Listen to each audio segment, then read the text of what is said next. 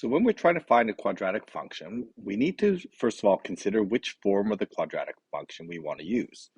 So we have the factored form, which relates to zeros. We have the graphing form, which relates to the vertex, and we have the general form.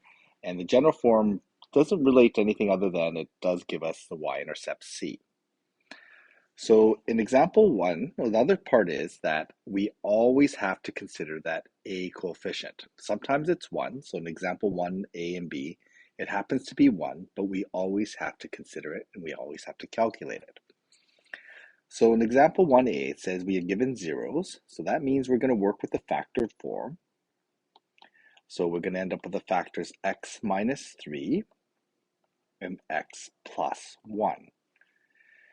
We have to always consider that a value. So I'm just going to draw this in red. That a value is going to come from this coordinate. Okay, we're going to plug in that coordinate to solve for a. So we end up with negative 3 is equal to a, 0 minus 3, 0 plus 1. When we're working this out, we end up with negative 3 equals negative 3a. A is equal to 1.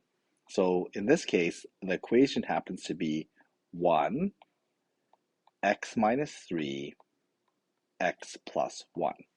And again, I'm going to highlight that because that is important that we recognize that that value of a has to always be considered. It happens to be 1, but we still have to calculate it.